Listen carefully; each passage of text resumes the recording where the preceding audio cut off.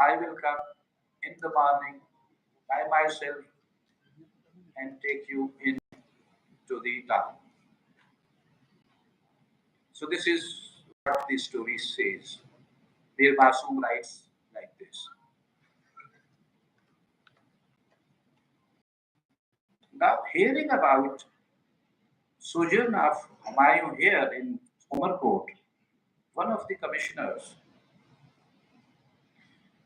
in Sindh was really intrigued and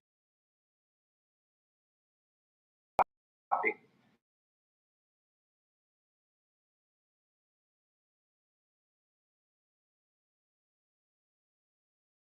Umarkot that he intends to visit Umarkot and he will hail Darbar. And Badshah Sahab, the commissioner Sahab, went to Umarkot.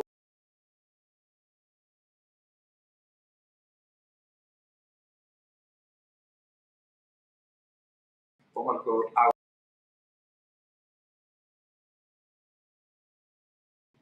is the normal viceroys used to do.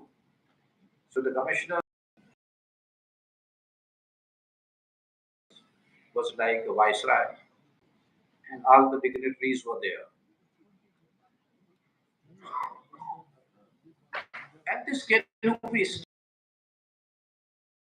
right at the spot where Commissioner Saab held his darbar.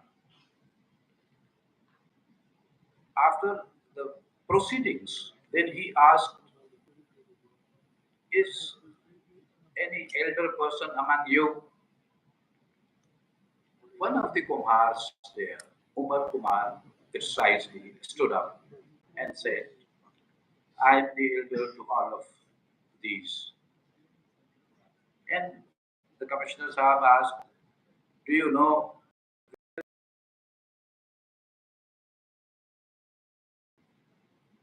Umar Kumar said, in all humility, Sahib, jithe tahan bithayo, itte hi badshah paida tho.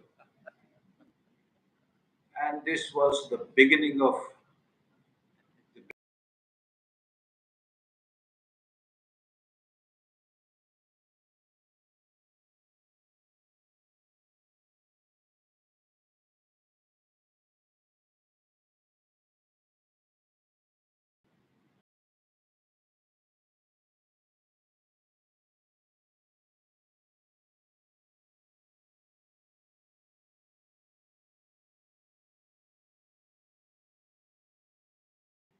so they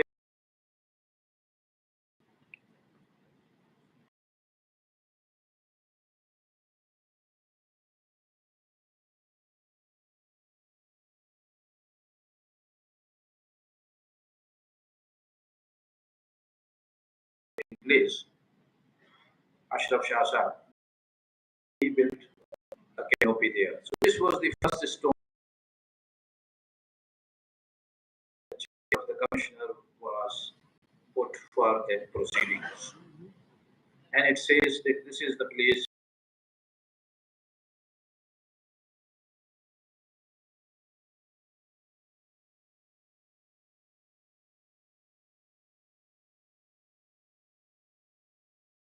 and this was the inscription, bilingual inscription there, which was there. This pavilion is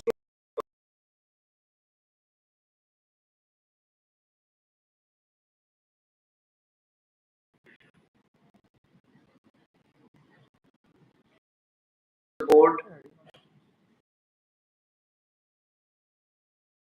related the tale of Akbar's birth in our court on this particular.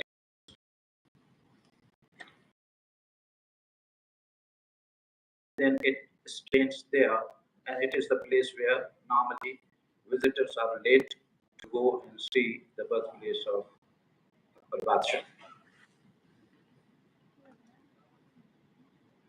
So where is the evidence? The evidence is not contemporary. You see, this evidence is from Umar Kumar, the potter, who says that this is the very place. So, in his humility, he was not telling the truth. He was not historian. He was not a scholar.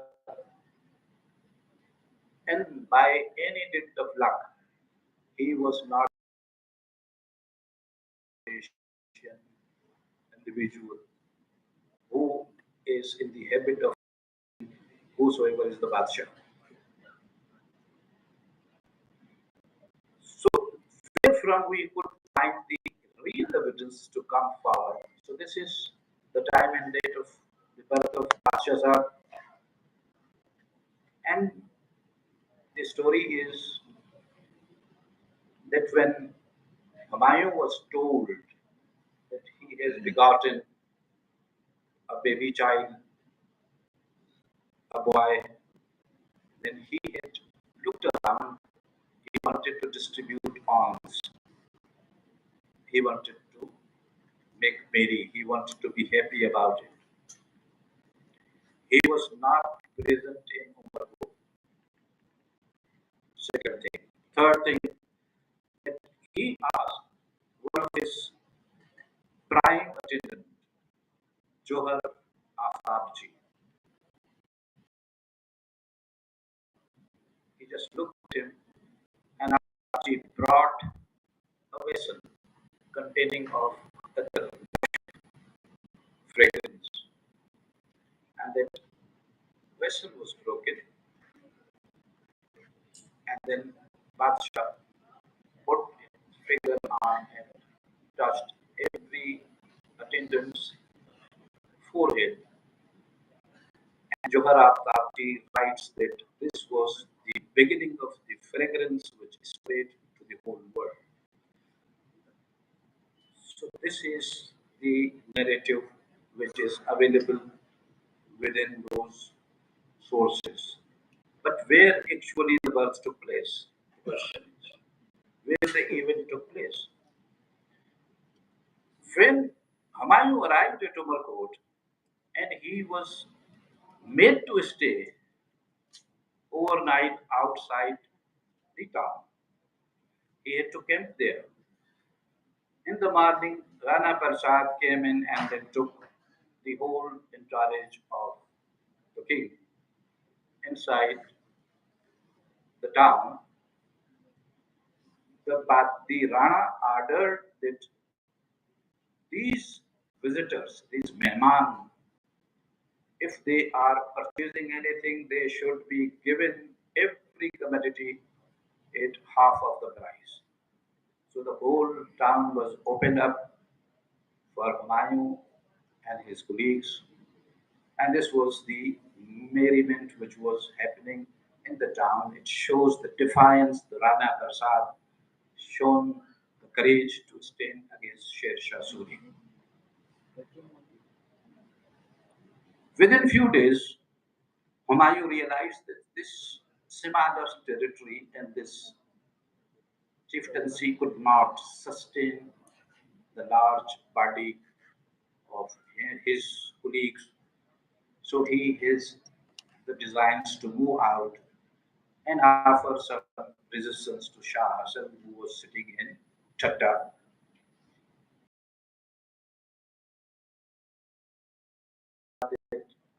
I need to give battle to Shah and not wait here. And it is your sweet will if you want to come with me or stay back. Rana Prasad said, "It's my fate is your fate. So I need to come with you." Johar Aftabji writes that we moved out of town, we placed the families in the middle of the fortress, in the mid part. Precisely, he locates that, as you know, that these fortresses, which are residential palaces, and also somehow they have the credentials to be the defense mechanism as well, have three parts. So the third part was reserved for the Rana's family, and the middle portion came Humayun's family, and then these gentlemen departed to Fatehgah. And it was in Fatehgarh that the news was brought in. So now there is piece of evidence that is there against the word of Umar, which says the family was moved into the fortress.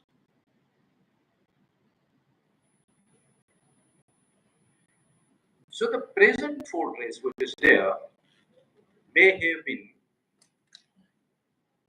repaired, renovated, readopted several times because it has the features of colonial period as well. So we cannot trust that this is the same fortress, same building, standing together. It can't be. It shouldn't be. It is not the time.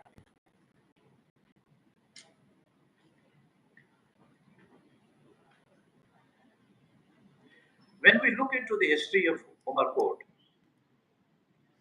they say that it is Amarkot founded by Rana Amar Singh, and there is a very good tradition which is attached to the history of this town. And we know that for sure that it has actually changed hands from year to year, centuries to centuries. At one point of time, the Umar Sumro himself, the later Sumro ruler of the part of Sindh, was also located within these areas, and that is the roughly 14th century. Subsequently, we know that the Mia Nur Muhammad Kaloro Sahib was also there, and he made extensive repairs to the fort, and he wanted to develop it as one of his residences, and he wanted to make it a defensive system. And this was the time when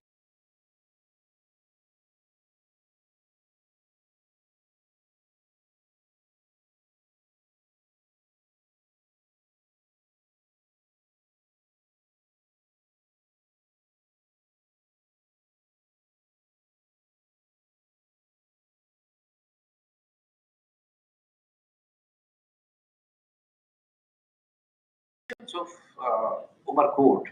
So they say that the Umar Court is famous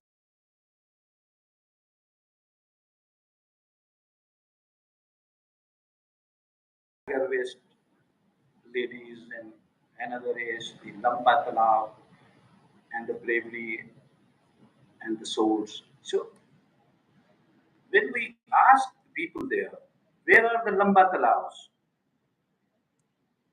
The town had been thriving on the rains which were bringing in the rainwater run, and that was accumulated outside the town. And this is the very same place where we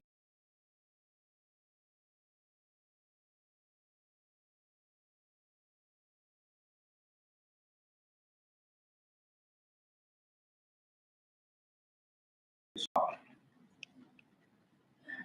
I looked into the records of the water supply scheme which was brought in into the town during 70s.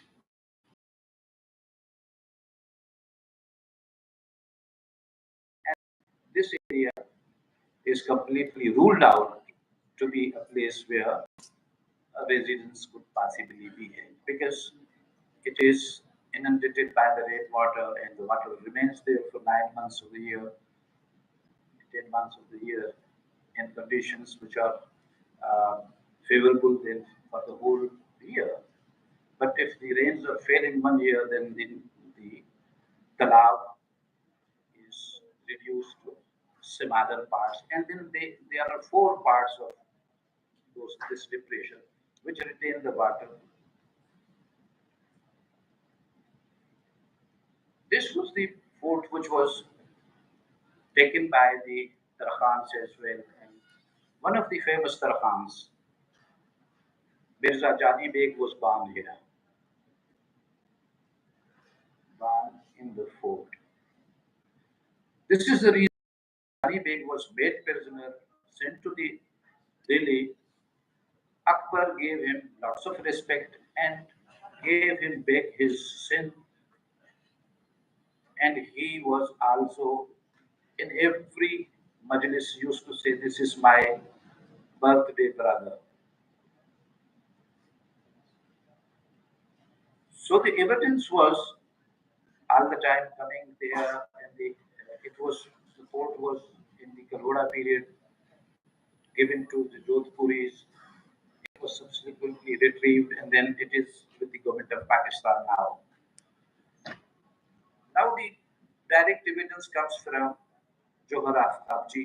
He used to keep his daily account.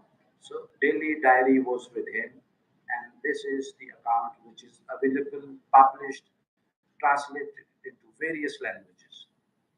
It is so vivid. It gives details of each and everything.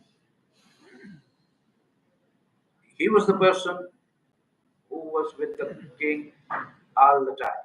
24 hours of the day, he was with him. So he would be failing and remembering the major events. And such a major event like installation of family within the fortress. Another chronicler was Gulbadan Begum, the king's Akbar's aunt, Humayun's sister, daughter of Babur. Her account is very famous. It has also been translated in various languages. Another Khan's account is there, who was very close to Humayun. Rather, he was in relationship with the Humayun, family relationship. His account was there.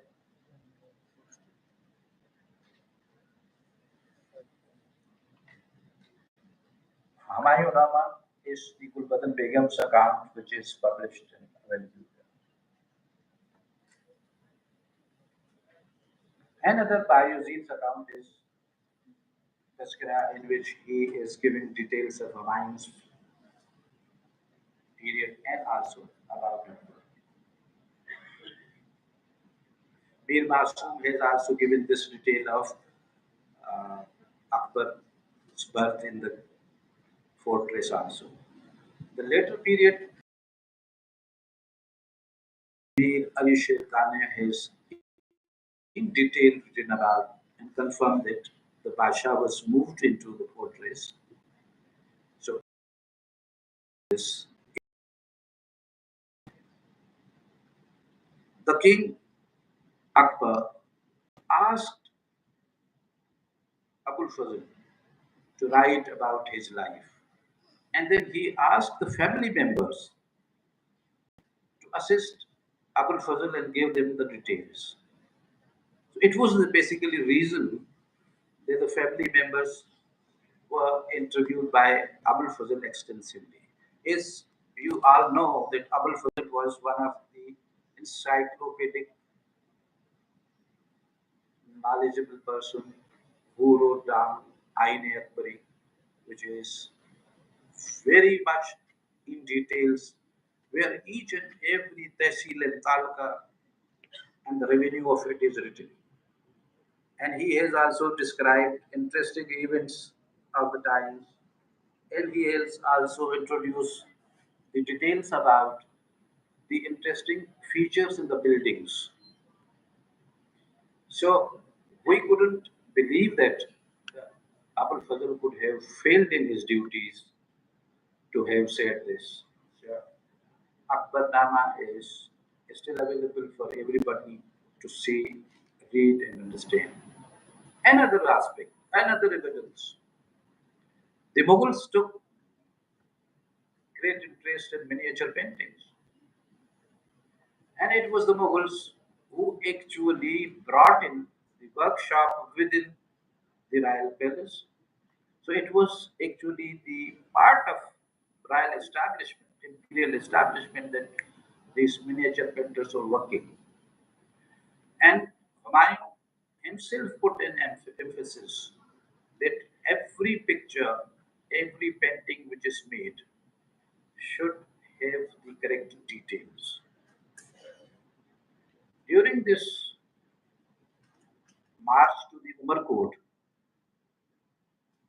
a bird was found which Humayun had not seen before. So he asked the court painter to paint that big bird, and it is given in Aftab Ji's Rochnamcha that yes, it was made efforts even during when they were escaping from Jodhpurians who were following them by putting poison into the well, and they were thirsty and they wanted to reach the place where they could have water.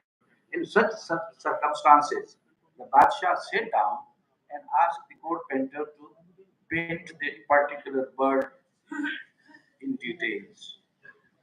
So the emphasis of the Mughals on miniature painting was great. And if we look into the miniatures which are available, Akbar desired that his Akbarnama should also be having this illustration. Here is one of the miniatures showing the celebrations of Akbar's third birthday. So you can look into the architectural details, the dresses, and the activity which is surrounding the whole event, the festivity, it is all visible. When Akbar was 14 and Humayun died, so Behram Khan was the person who put Akbar on throne, and the details are there.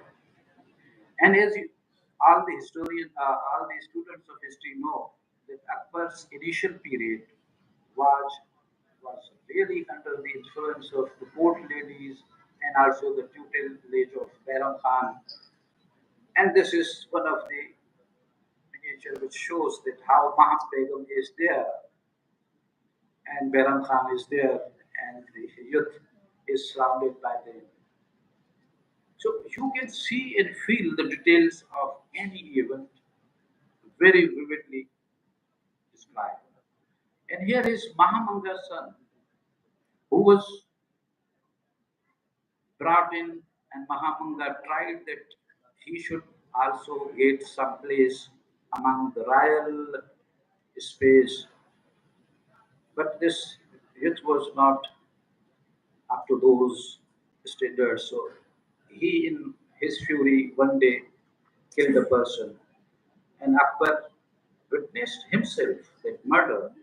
So he ordered that Adam Khan should be thrown out of the fort, and Adam Khan died. And Akbar went himself to mother of Adam Khan and described the whole event and told her that the justice has been done. Akbar going hunting. This was Humayun, and Humayun, when died, his funeral activity is then depicted into this. Now, I was looking around that when every detail is there within the miniatures, every event of the particular life, Akbar's life is there. So the birth event should also have been depicted. So when you look around, you will not fail to find the birth is being painted within the miniature, and there is the fortress fully visible. There is no doubt about having the king right in the midst of the plains. So this was not the one only one miniature. Another one details, another one, and the merriment which was being made. So, gentlemen, thank you for your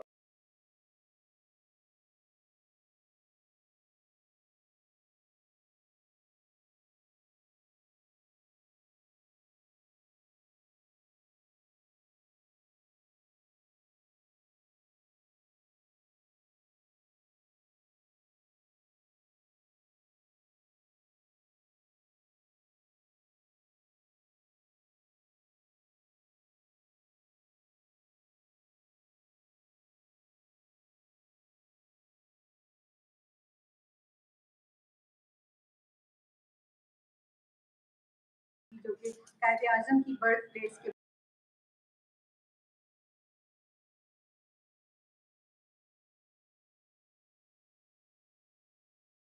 and now अभी ध्यान से इसको और अब हम चलते हैं presentation of glories पे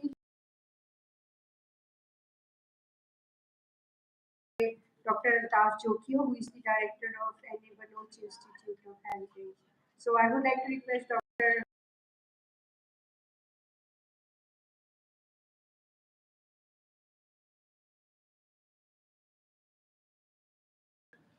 लुंगी सर्ट्स का उर्दू में हम लोग so Dr. Ghaffar Somro, please come on the stage to receive your scar. इसके बाद है डॉक्टर इदरीस सोमरो साहब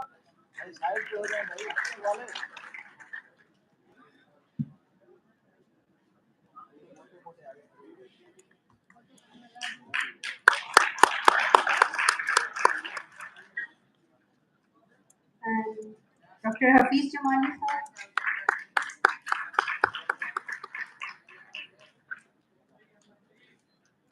साहब Dr. Jonathan Martinayer,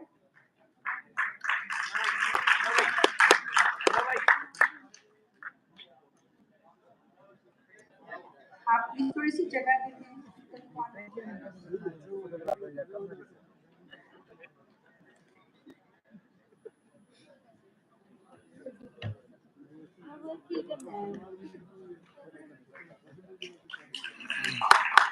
डॉक्टर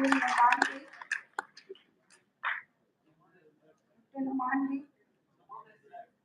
अच्छा doctor Randall law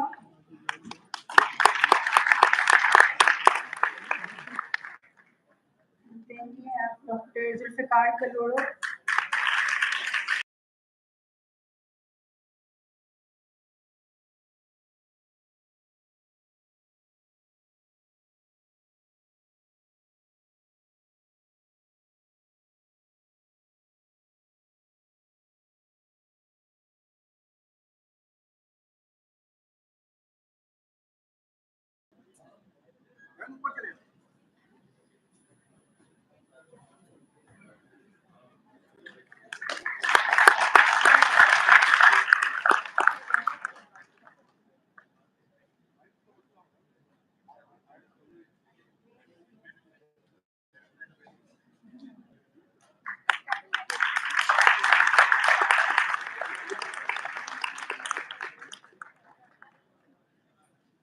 and in the end, I would request Dr. Altaf Jokio Saab to please present the vote of thanks. Thank you.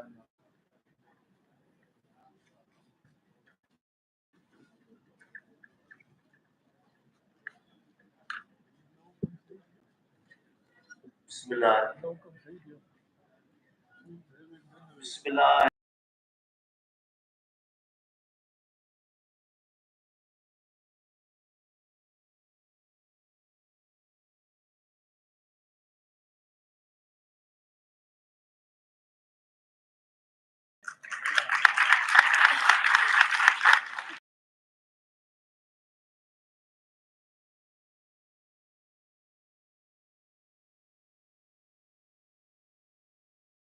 Sir, I would like to extend my gratitude to Dr. Mania,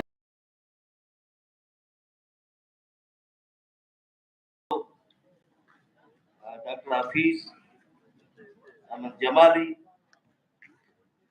for honoring this event with their presence at 9th N.A. Baloch International Seminar. I would also like to thank and appreciate our scholars of Sindh, Dr. Abdul Ghaffar Sumuru, Dr. Kaleemullah Lashari, Dr. Muhammad Idris Sumuru, Dr. Noman Beg, who took time who took time out to join us and present their papers and views. Also thanks to our audience who spared their time to join us in this event. Dr. Hene Baloch,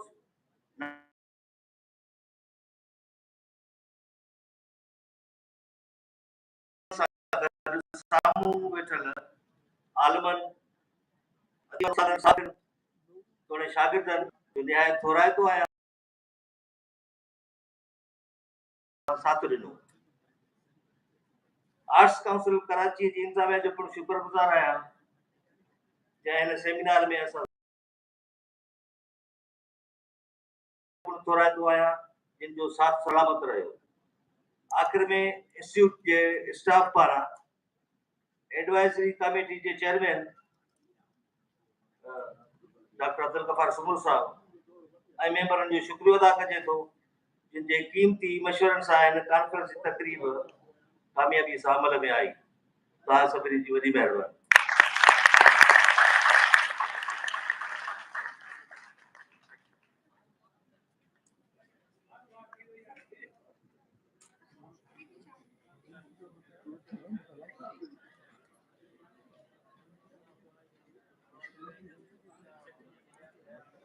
मोहतरमा वञे पई ऐलान कंदी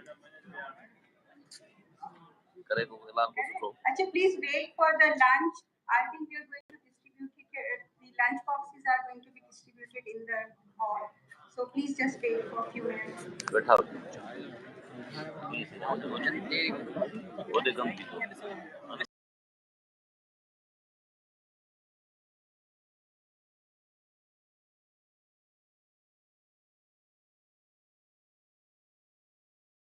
सही ना